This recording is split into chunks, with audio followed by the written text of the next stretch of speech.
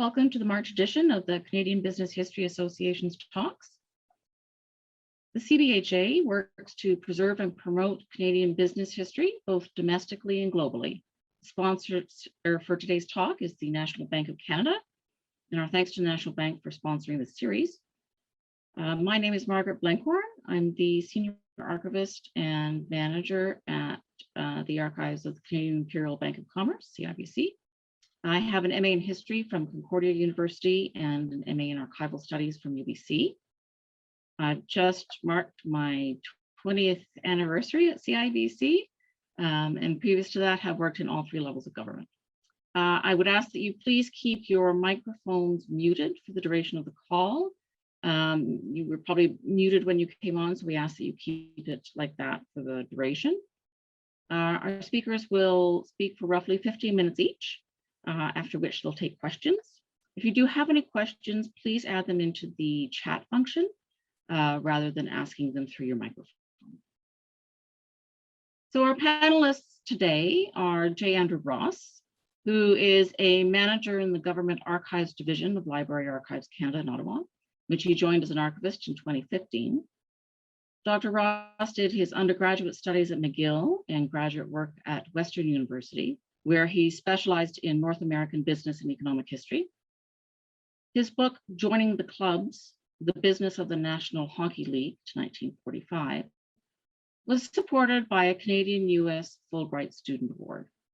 He is a founding member of the Board of Directors of the Canadian Business History Association.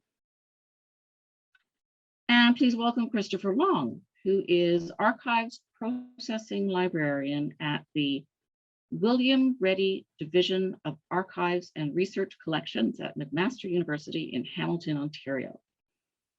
Christopher holds a Master of Arts degree in History from York University and a Master of Information degree from the University of Toronto. He has previously worked as an archivist at the Clara Thomas Archives and Special Collections at York University and at CIBC. He is currently processing the archives of former UN Nations Ambassador Stephen Lewis. Before hearing from our speakers, I'd like just to take a moment to talk about corporate archives and how it's important for a business to keep their own archives. So business generates more information than any other sector in the American or the Canadian economies. And typically only 3% of all this information ultimately belongs in the archives. And it's the corporate archivist who decides what information needs to be kept to document a company's history. So this systematic preservation of corporate memory and documentation creates a reliable internal information system. And this is an asset to any company. With this asset, a company can make better informed decisions, can provide evidence against litigation, and can write their own story and create their unique brand identity. And it's this last aspect that I'm going to talk a little bit about more today. Having a designated keeper of the corporate memory is particularly important in today's gig economy with such a mobile workforce. People rarely spend their careers anymore with one company. So you don't have that critical mass of long-term employees or executives who remember what it was like in the old days or remember what initiatives ended badly. Those are very important to remember too, and which were proven successes. So your corporate archives is there to do that remembering, to remind employees of their company's past successes and milestones, and to make them feel proud and excited to be part of the future of that. Now, by using archives, a company can differentiate itself in a competitive sector. It can define their brand by telling their story and defining their values. Consumers now want to know what a company stands for, and that makes a difference in their purchasing decisions. And it's the corporate archivist who can help craft and leverage that corporate story. There was an article recently in Forbes magazine which cited a study of young consumers, 30 and under, and noted that 60% of them consider a company's values and authenticities before buying from them. So it's not necessarily the product or the service, it's the value and authenticity of the company behind them. And there's a wonderful example, one of my favorite examples of how a company has used its history to this end. And it's Johnnie Walker whiskey. And they produced a video called The Man Who Walked Around the World. And it's one continuous shot, which features actor Robert Carlyle. You can YouTube it. And after 6 minutes, you now understand that Johnnie Walker is the real deal. It's an authentic company built around a person and around defined values that are still applied today. And all that story would have all been found in the corporate archives. And trusting a company used to mean that it did what it said it would do, or would sell it what it said it was going to sell it. But now we're seeing a real shift, and that corporate trust is based in part on the foundations of the company and the purpose on which it was built. Now, as some of you may know, CIBC is building a brand new corporate headquarters here in Toronto. And thank you, Andrew. And one of the guiding principles of its construction has been the celebration of our history. So CIBC's heritage has become embedded into our building. And it's been a long process, ongoing, of working with architects and designers and marketing and communications on a project that brings our history to life. It's an archivist dream. It's been wonderful. And I think in my example, we had a milestone anniversary a few years ago. CIBC celebrated its 150th. And it was an opportunity for the archives to show what they could bring to a company and that we can tell that story. For some people, it was basic as even finding out that the company actually had an archives. Sure, several people were astonished to find out that, but it really gave us that opportunity to provide so much more to the company. And I think it's a great example of how a company can use its history and its heritage to be alive and contribute to the business needs. Now, records that document business aren't necessarily kept in a corporate archives. Business records from a broad range of sources and archival repositories serve to contribute to our understanding of a given company or of a given sector. And our speakers today are going to look at a variety of sources within their respective institutions that contribute to the understanding of business history in Canada. So I'm going to turn it over now to Andrew Ross. Andrew?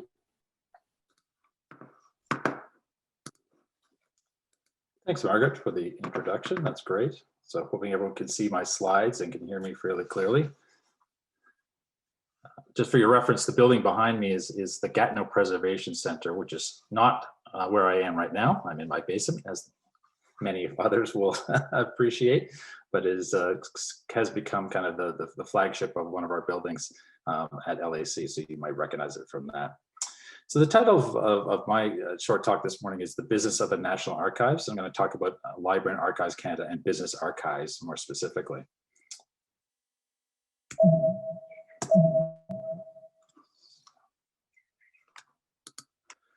So I'm going to start with a question of why are archives valuable? And here we like to use a quote by the legendary Dominion archivist, Sir Arthur Doughty, who said, "Of all national assets, archives are the most precious. They are the gifts from one generation to another, and the extent of our care of them marks the extent of our civilization." So as an archivist and historian of business, you won't be surprised that I like this framing of archives as assets. Putting a dollar value on those assets is always a problem and big challenge, but no one denies that they're of inestimable value to any organization that holds onto them.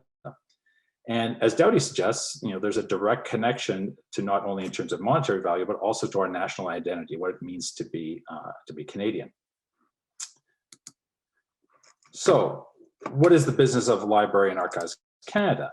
Essentially, LAC's business, LAC's business, is maintaining Canadian national cultural assets, those assets that Dowdy was talking about.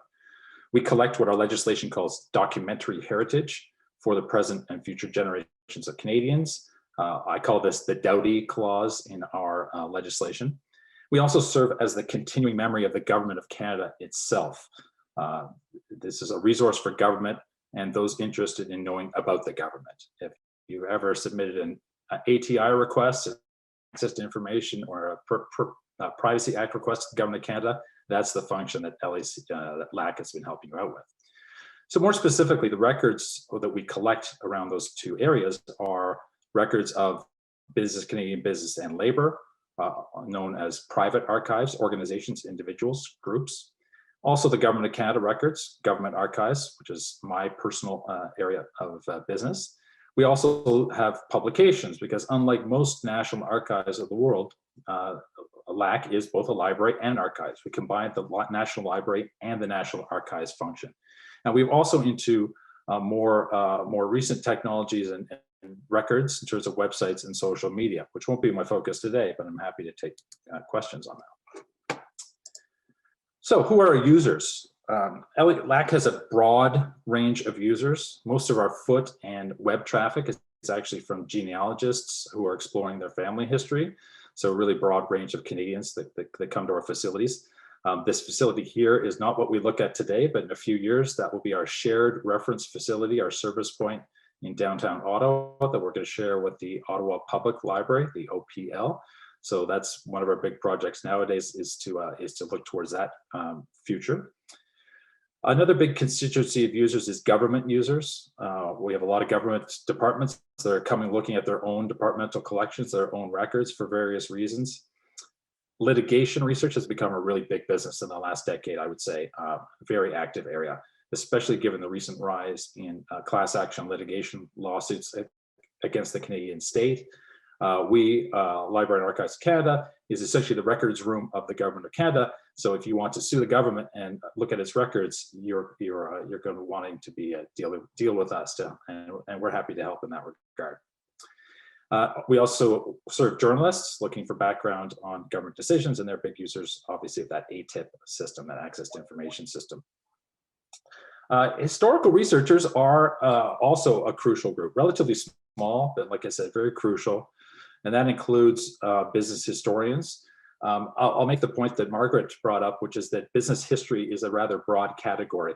Some business historians don't like to say they're doing business history. I think because there's an association with maybe what writing about business is supporting business and not being critical about it. I don't think that's the case. From the CBHA perspective, we have members who are deeply involved in what labor history, traditional labor history, consumption history, social history, financial history, history of capitalism. So a broad range of topics that we would bring under that rubric of business history. So specifically, what do we have? Let's go a little bit more detail. First of all, we have a really great collection from the colonial period, rather, up to the more recent period. I wouldn't say the present. An archives never has anything from last week. But we have extensive records on businesses and unions and their leadership, of course. But as a national archives, we also have, again, what Margaret was referring to as those contextual records, right? Which is the records around business, about consumption, about capitalism, about social change, the background to the Canadian business environment, the background to Canadian history. I might make a note here as well for those who are interested about LAC's criteria for acquiring these kinds of records. If you're interested in making a donation, we're always interested in hearing from you. We have three main criteria. One is that we're looking at national significance. The distinction here is between what might be of a local or a provincial or a smaller archive significance. We're looking at those national stories and even international stories. Second of all, the records, generally speaking, must be at risk. If they're personal records, the risk would be is that your family doesn't want them, and of course, none of us live forever. So that's an at-risk element. In terms of corporate records, companies, we're not really interested in records that are from companies that are still ongoing. It's really the company's responsibility, and in fact, we think they'd want to hold onto their records and manage them on their own. But if there's some non-viable corporations, some dying or defunct companies that are of national significance, we would definitely like to get a phone call. And the third one is criteria is not collected by other archives. Any archivist will tell you that they prefer to keep records together. Researchers love that too, and they don't have to travel across the country to look at different collections. And so if there's already an established collection for a particular company or person in an archive, we don't want to tread on that relationship. Just want to do a brief spotlight on one of our main, one of our big fonds, as we call them, collections we have, and that is the Molson fond. This collection has over 100 meters of records, so that's shelf meters, over 6,000 photographs, over 1,000 drawings and maps. It's been a key resource for many researchers, and I'll admit that I picked it because it was a key resource for me. I went digging through, looking for sources on the Molson ownership of the Montreal Canadiens hockey team, which I think we all agree is a very important historical topic. But this collection spans almost 400 years of Canadian business history, right? It's very impressive. As records about the personal lives of the Molsons, of several generations of their family, and business records of specific entities such as Molson's Brewery, which is now Molson Coors, Molson's Bank, which is now in 1925 became part of Bank of Montreal, and Molstar Communications, which of course goes back to hockey once again, as all Canadian history must do at the end of the day. Another major category, and as I mentioned, one that I'm intimately involved with is our collection of Government Canada archival records. Now, most people think of government records and probably get a little bit sleepy. But if you think about seigneurial records, corporate charters, land and industrial patents, these are some really crucial records for that contextual element angle that we were talking about, and those get mined by researchers. We also keep the key records of government programs that are involved in business, industrial support programs, telecoms regulation, trade and investment promotion, right? So again, that background to a lot of individual companies and their activities. And third major category, we don't want to forget the government runs businesses. In fact, in the past has run a lot of very important Canadian businesses. And since the last decade or so, it's been an obligation of these crown corporations to send their records, just like a regular Canadian government department, to LAC. So we've got extensive CPR, CNR records, Canada Post, CBC, the Mint, Canada Mortgage and Housing Corporation. So the whole range of records. And I will say, for those out there who are researchers, some of these collections await their historians. So some have been mined more than others. LAC, of course, as I mentioned, is the National Library of Canada, not just the National Archives. And as an archives and a library, LAC is kind of an interesting position. It's both the source of research and the repository of the research product, in many cases. This creates what I've started calling the virtuous circle at LAC, which is that historians in particular, other researchers from other areas, both academic and popular, examples I have here, Charlotte Gray, is quite a popular historian. Brian Gettler recently put out his book on currency and First Nations. Matthew Bellamy, a famous winner of the National Business Book Award, and Michel Lavoie, who wrote about seigneuries recently. These are the kinds of books that we now have in our collection that are based on researching through our archival collection. And I think this is an aspect that makes the LAC quite unique. And to get back to one of our themes today, I think what I see a parallel here between this virtuous circle at LAC and the importance of private sector corporate archives in creating similar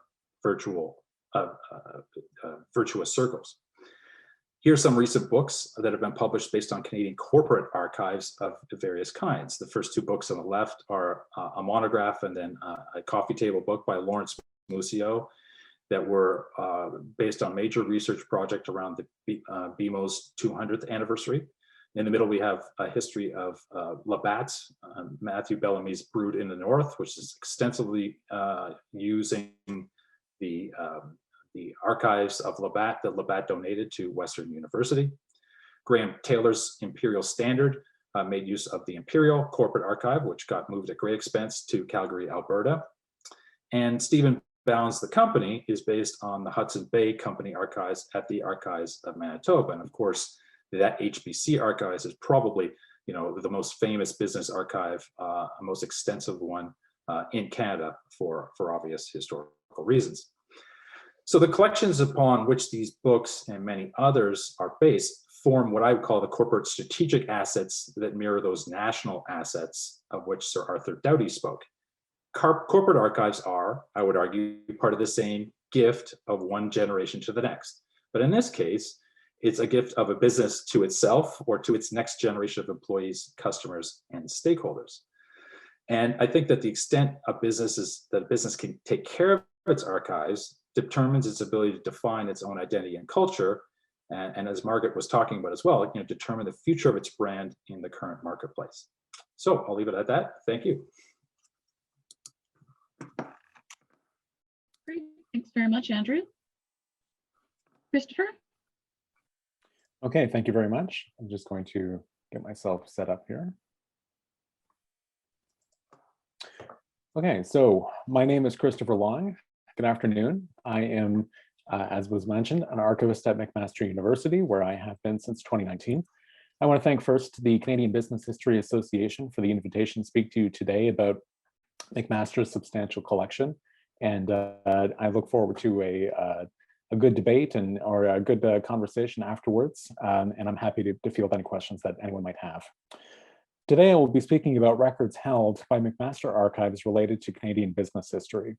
I will discuss a small sample of the business archives held by McMaster that I believe are representative of the kinds of business archives that an academic institution might collect and make accessible to researchers. So to begin, essentially, there are three categories in which the business records held by McMaster's can be found.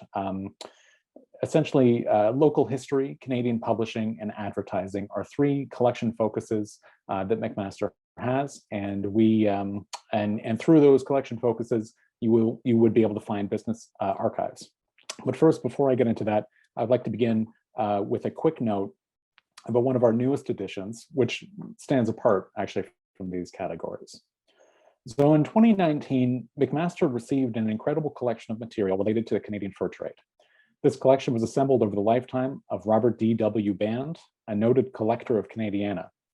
After his passing in 2013, the core of his collection was purchased by Wynne Benson with the intent of donating it to McMaster University in memory of her husband, Dr. William George Benson, who was a McMaster graduate and professor in our medical school. The collection consists of nearly 100 items dating from 1649 to 1892, including correspondence, voyager contracts, Hudson's Bay Company money, legal documents, commercial agreements, and an extremely rare HBC recruitment broadside.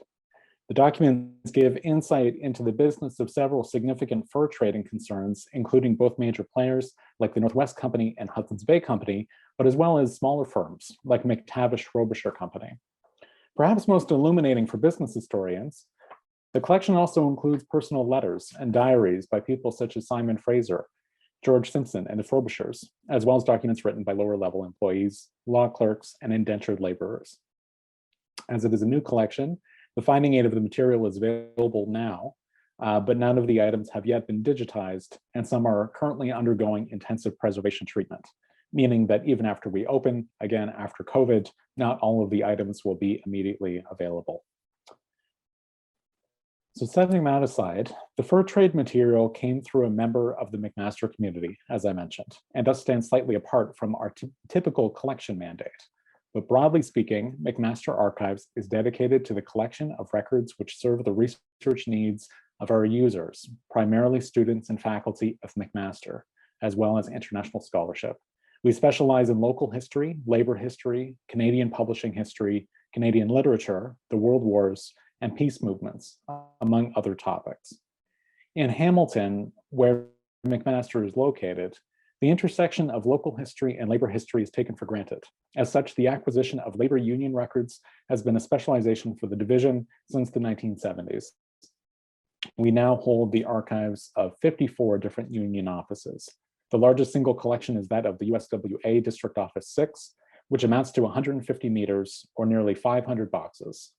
The most heavily used archives, the USWA Local 1005 Fall, documents the Union of Steelworkers at the Steel Company of Canada, or Stelco, and their actions during the infamous Stelco strike of 1946. There are several corporate archives which were similarly donated to McMaster due to their research value for local history, and those are the ones that I would like to focus on now. So first, General Steelwares Limited was formed in 1927. It was an amalgam of 5 smaller companies, including McClary Manufacturing, which was based in London, Ontario. With later acquisitions in the mid-century, GSW became the preeminent Canadian manufacturer for household products. Their 1935 annual report shows the wide range of products that they carried, including refrigerators, milk cans, stovepipes, washing tubs, shovels, eave troughs, and even bird cages. In 1962, a company named Beatty Brothers Limited gained a controlling interest in GSW through a reverse takeover, thereby merging these two companies under the GSW name. The company continued to grow under the direction of Canadian industrialists Ralph Barford and Robert A. Stevens. In its time, GSW was a great Canadian success story, the only fully Canadian-owned appliance manufacturing company. By 1971, GSW was of equal size to the so-called Big Five manufacturers, Admiral, GE, Inglis, White, and Westinghouse. In 1976, Barford, in an attempt to protect GSW's position, negotiated a merger with Canadian General Electric, each firm contributing its major appliance activities to a joint venture named the Canadian Appliance Manufacturing Company, or CAMCO. CAMCO later purchased the appliance division of Westinghouse Canada, narrowing the playing field even further. The story ends in the late 2000s when GSW was sold off to American manufacturers. The fall contained in our archives consists of the entire documentary history of all of these corporate acquisitions, sales, and mergers, as well as documentary evidence of its management. It was donated in 3 accruals by Ralph Barford and Robert A. Stevens in 1970, 2000, and 2006, after the dissolution of the company. Across 77 boxes or 12.2 meters, the fall includes the complete corporate archives, annual reports, meeting minutes, company history, correspondence, ledgers, and catalogs. Relatedly, McMaster Archives is also home to the archives of Westinghouse Canada. Now, interestingly, as Westinghouse is still a corporate entity under Viacom CBS, the archives does not retain full ownership of the material. We have a custodial relationship with the material, but ownership is retained by that corporate superstructure. This is not a typical arrangement, but it is common enough for companies to house parts of their archives in research institutions, such as McMaster or any other given university, especially if they consist of records related to defunct operations. The story of Westinghouse is it was opened in Hamilton in 1897, incorporated in 1903. It established plants across Canada which built air brakes, household appliances, and turbines. And during restructuring by its American parent company in 1998, the plants in Hamilton were sold to Siemens AG of Germany and became divisions of Siemens Canada Limited. The film held at McMaster includes 10.5 linear meters of textual records and other material. It consists of photographs, catalogs, manuals, annual reports, publications, payroll, minute books, as well as the company history. So these are examples of more typically traditional business archives, which are housed at the university. But I'd like to change focus to a different kind of documentary legacy that a business can have, and another very interesting collection that you can find at McMaster. This is the J.M. Pigott phone. So this phone is, again, it's not traditional. It's not made up of annual reports and bookkeeping of an organization. It is instead a great a very interesting set of records. It consists entirely of the personal journals of Joseph Pigott throughout his long career. And through these journals, we can gain, as business historians or historians of Canada or Hamilton generally, great insight into this very important business in Hamilton's history. So in total, there are 57 journals, which make up a linear 1.8 meters. They cover in detail almost his entire life, beginning in 1911, when he was 25 years old, and ending in 1968, the year before his death. Pigott was the man behind Pigott Construction Limited, a true Canadian construction empire, once Canada's largest privately owned company. After returning from World War I, Joseph Pigott and his brother Roy took over their father's small construction company and set to work building some of Hamilton's most enduring properties. In 1930, they built Hamilton's first skyscraper, the 16-story Pigott Building, which still stands today in downtown Hamilton at James Street and Main Street. They also built the Bank of Montreal building at King and James, early McMaster University buildings, Westdale Secondary School, and the Cathedral of Christ the King. Pigott also served on the Canadian Construction Association and the Hamilton Chamber of Commerce. He was a former vice president and director of the TD Bank and sat on the board of governors of the Art Gallery of Hamilton. So in his journals, which are kept by McMaster, he diligently kept record of all of his business dealings. The very first of the journals begins, quote, "Got contract for interior fittings for the Toronto armories."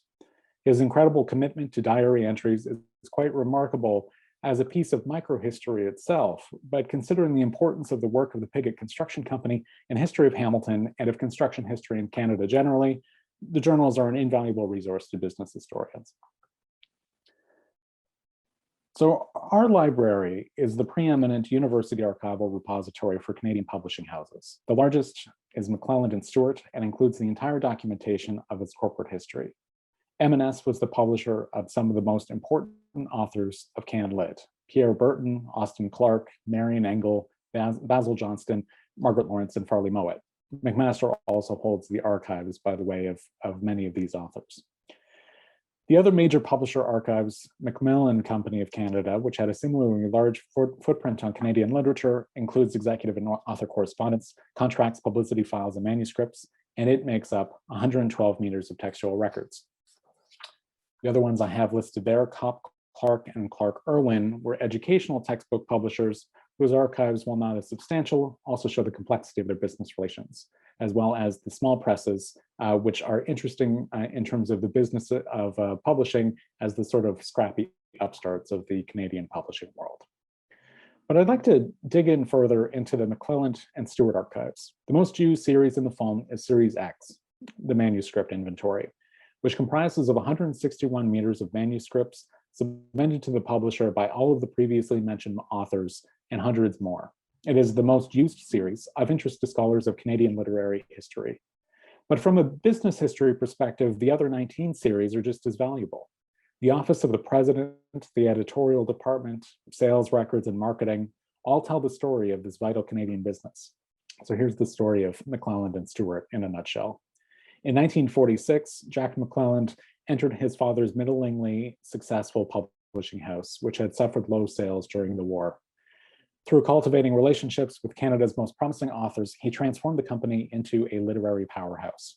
Jack rose through the company and became general manager and executive vice president in 1952, and later president in 1961.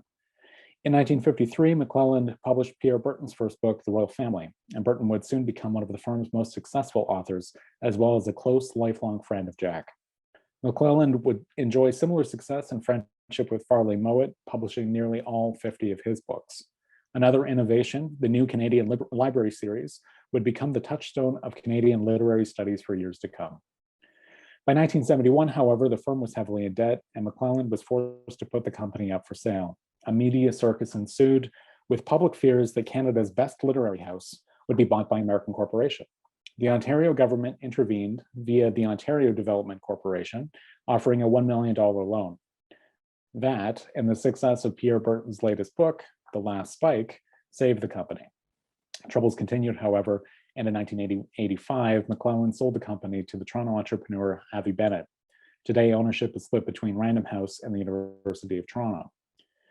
The corporate archives, which are held by McMaster, measure an incredible 423 meters of records and was donated in 9 accruals, the first in 1977 and the most recent in 2010. So shifting to my third theme of our collection focus and how it relates to business archives, I'd like to talk about advertising archives at McMaster. We have extensive archival material related to the history of advertising. The advertising collection is one of our corpus of documents, and it consists of Canadian, American, and British advertisements and includes pamphlets, leaflets, posters, calendars, trade cards, and photographs. Although the date range runs from Confederation to the 1990s, the majority of the collection is pre-World War II. The collection numbers a total of 275 items. Its sister collection, which was also purchased by the university from a rare books dealer in the 2000s, consists of company catalogs, mostly of Canadian companies. The most important archives at McMaster related to the history of advertising is probably the Pirate Group phone. It consists of 84.3 meters of material, including over 27,000 recordings. Pirate is the largest and most awarded advertising production company in Canada. It was co-founded in 1990 by Terry O'Reilly, who may be familiar to listeners of his CBC radio program. And their clients included every sector of Canadian industry, charities, and even government programs. Of interest to business historians might be Series 1, which contains 12,000 case files documenting the creation of over 50,000 radio and television ads. The case files document the entire production process from idea to finished product. The substantial archives is a treasure trove for historians interested in both how Canadian businesses advertise and the business of advertising. So I'll conclude by saying that in normal times, we would encourage any scholar or member of the public to visit our website, navigate our finding aids, and email us at archives@mcmaster.ca to make an appointment to visit. However, the archives, as well as McMaster University libraries, are currently operating in a limited capacity due to the ongoing pandemic.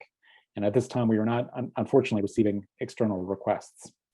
But we do look forward to opening again in the future when safe to do so. If you have any further questions or follow-up, I'd be happy to take questions or offer my information, which is there.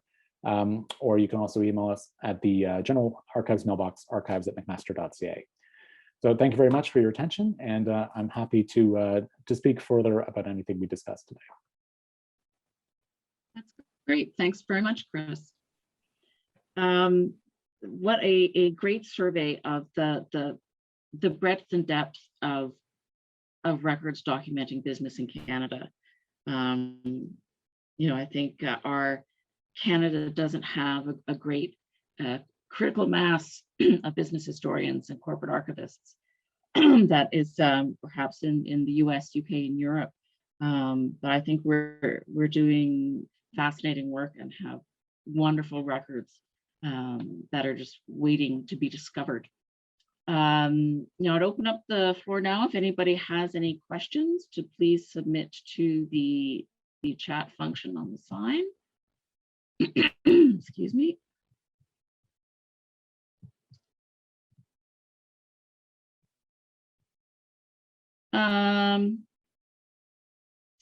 Yes, so there is a question to you for Andrew. You had mentioned off the top, and someone that would be more interested, if you could talk a bit more about your preservation of websites and social media. Sure, I can do that. Yeah, so we have a special line under legislation that actually, quite a powerful one that allows the Librarian and Archivist of Canada, currently Leslie Weir, to choose at her discretion what to gather up from the internet in order to fulfill that requirement that we gather up the documentary heritage of Canada. And what I was going to do actually is pull up a slide. I had a little slide about it. Of course, I think I got rid of my presentation, but let me see if I can bring it up again. And I'll just quickly present that if it's okay. Slide right at the end that I didn't show. It has a little bit of detail on that. And so so LAC, what our primary occupations are basically twofold. One is that we harvest the gc.ca domain. So that's part of our Government of Canada mandate to hold on to the memory of the Government of Canada. So basically whatever the GC has been telling people for the last 20 years, we do that by institution, and we hold that in what we call the Government of Canada Web Archive, which I think is currently suspended access for now, but should be up soon enough to talk about that. And then we also have curators who go through and create social media collections. So for example, current one is since February 2020, we have put together a COVID-19 collection of websites, of millions, tens of millions of assets, 6 terabytes now, but probably more since this presentation, I got the details on this for January. You know, so what we do is our approach is we call hashtags like COVID Canada, COVID-19 Canada, Canada lockdown. And basically the idea here is to create a collection that historians or researchers of the future will be able to access to kind of get a sense of what the internet looked like, or the Canadian context looked like for the internet during particular periods.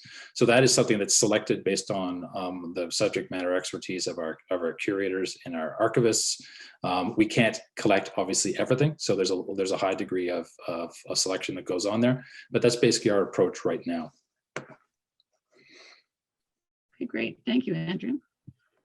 We had a couple of more questions. Just one on corporate archives, which I will come back to in just a moment. One question, which is probably more a query for the larger group, from Aubrey Ferguson, who says that they worked in the Canadian consumer packaged good market for 4 decades and never came across a company that had an archives or a passing interest in their history. Most unfortunate. Does anyone know of any consumer packaged goods companies that have credible archives, including ones that include packaging? I have to say that my my own knowledge of corporate archives is limited to financial services, to banks and insurance companies. But I'd be really interested to hear if anyone had any knowledge of some good archives out there of consumer packaged goods. I must say that I recently just discovered that Red Path Sugar has a very great corporate archives and a corporate archivist whom I just recently met. And so they're out there.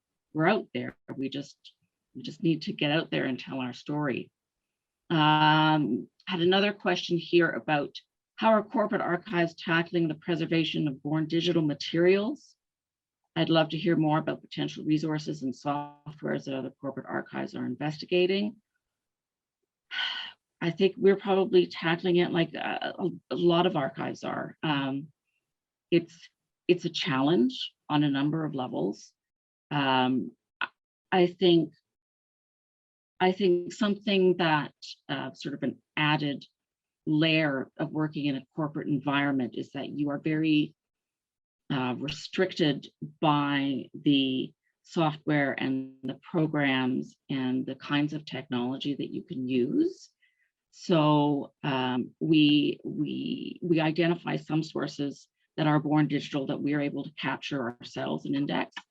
Now I know that we ourselves haven't yet settled on a preservation software, but I know that lots of other corporate archives are. So that might also be something interested we'd be look to hear from their corporate archivists about.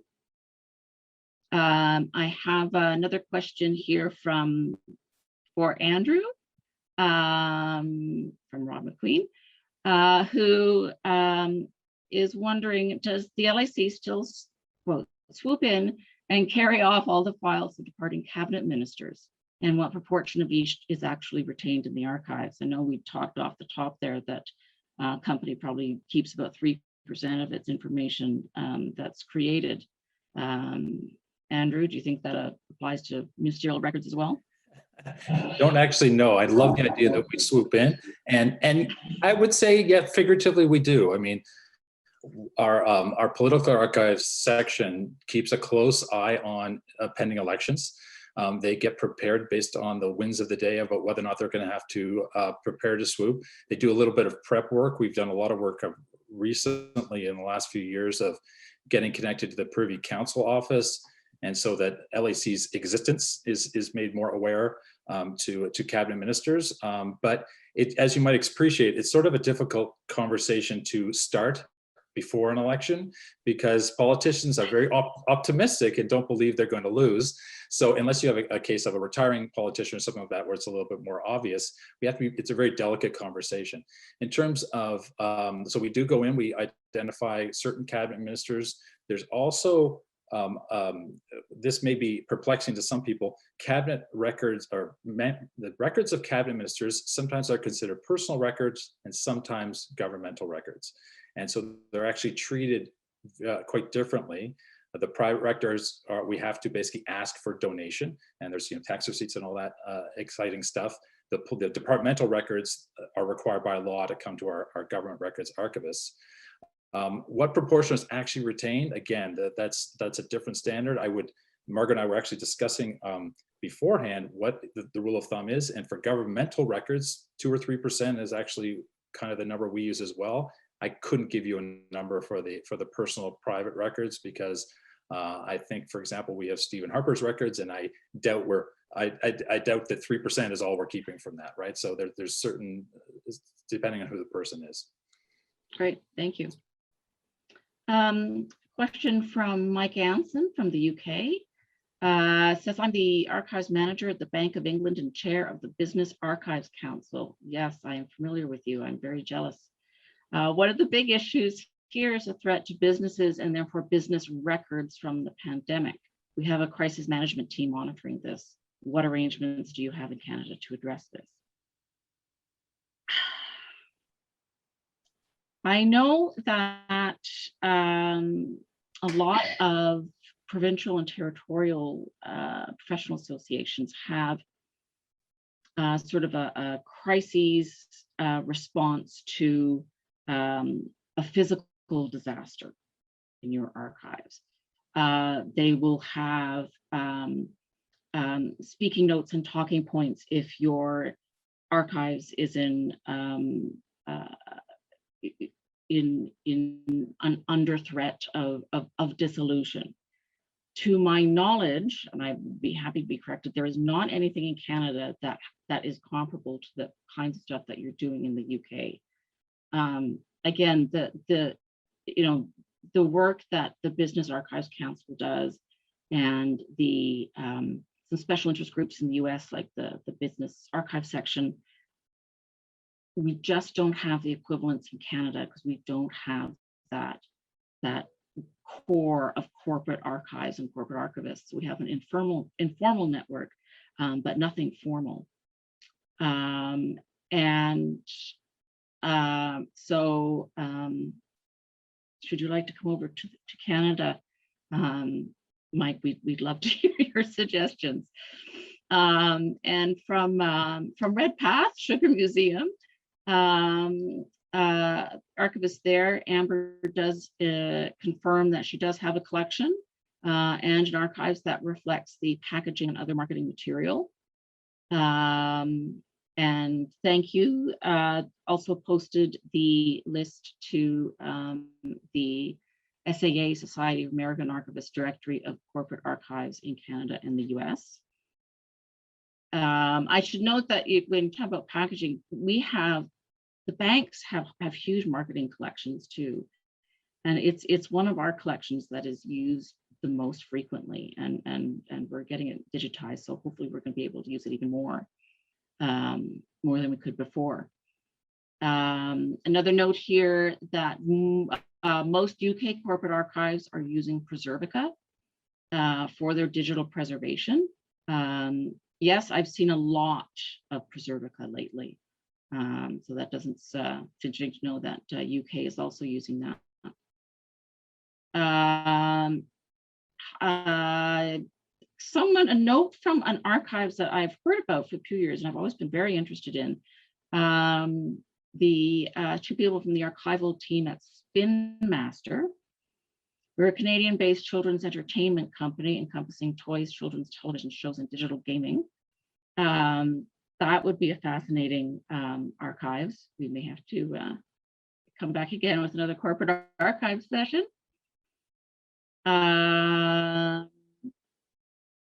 Let's just see.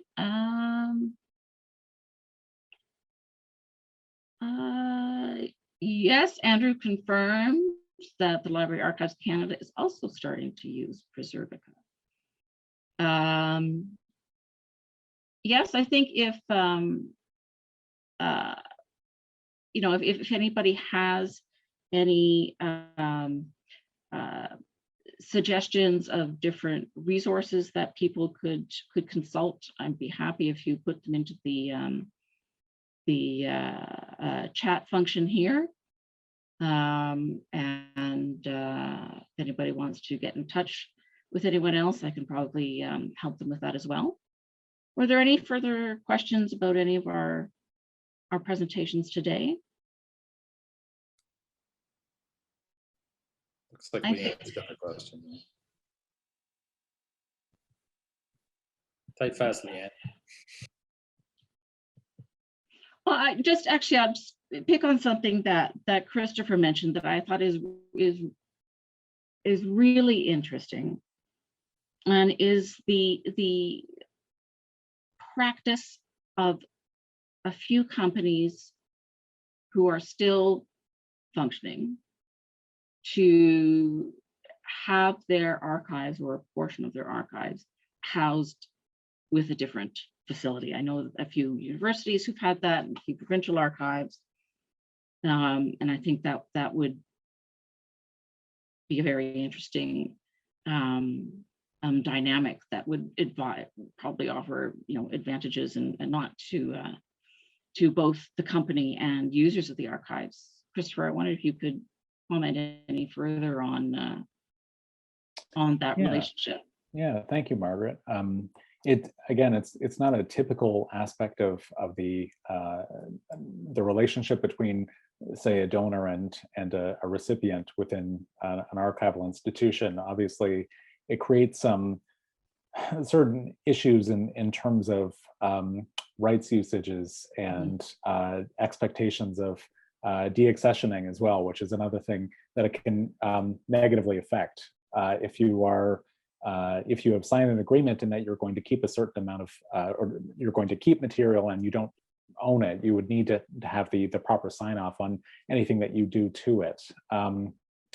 In terms of the relationship that would be typical for an academic institution and a company that would be interested in this kind of arrangement, obviously it mostly depends on the needs of kind of both parties. Whether the material itself is of historical or research interest that is, you know, let's say, like, buried enough in the past that there's no fear that it could